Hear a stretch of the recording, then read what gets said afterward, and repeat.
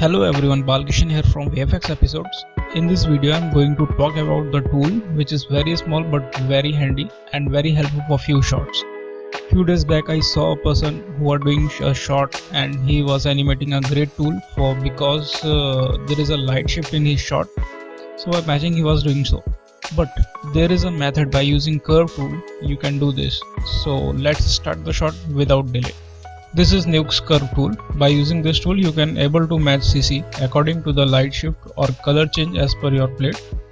Here we have a plate. I have took this light flicker footage from Pixels and the video by Okaima Candle with Rocks.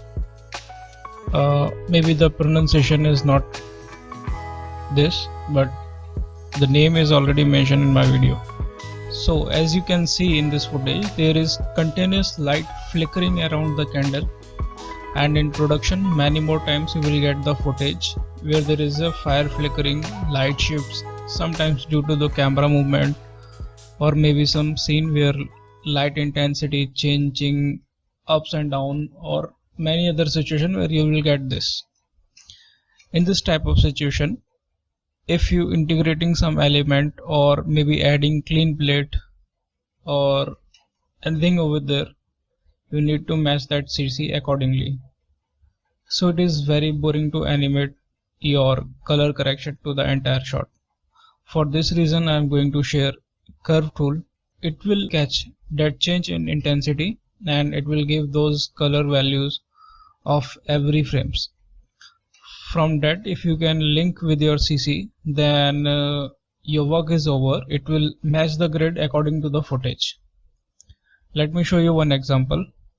Suppose this is our footage and I have added this 2D Hulk here, and if you can see, everything is flickering because of the light, but our Hulk is not in a mood to flicker anymore because we have not matched any grid yet.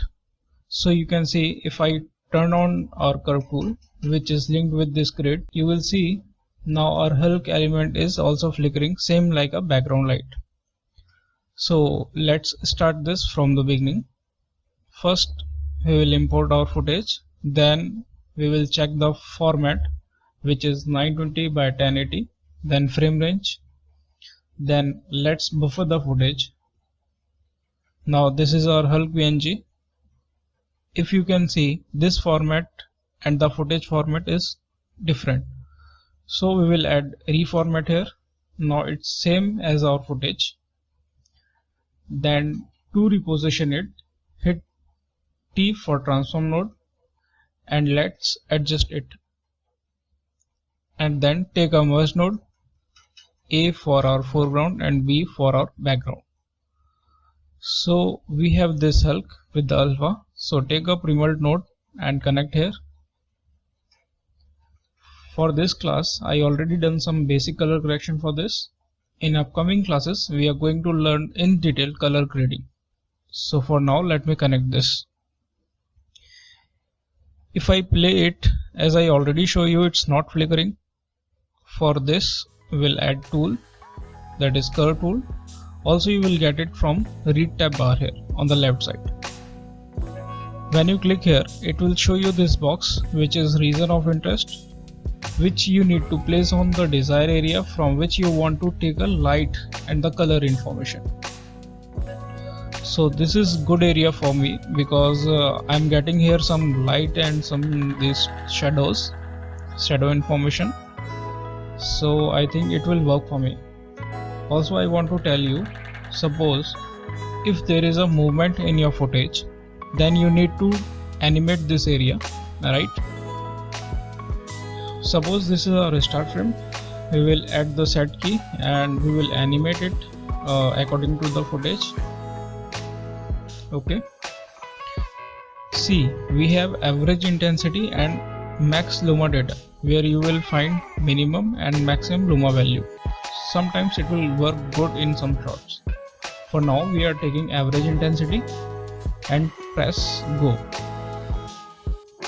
You can see it will give you RGB value which is already animated. You will also see RGB curve here where light is going up and down.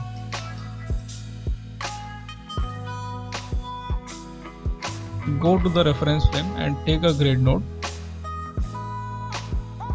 Now what you have to do, just press and hold Ctrl on your keyboard. Take this data from there and link with the gain.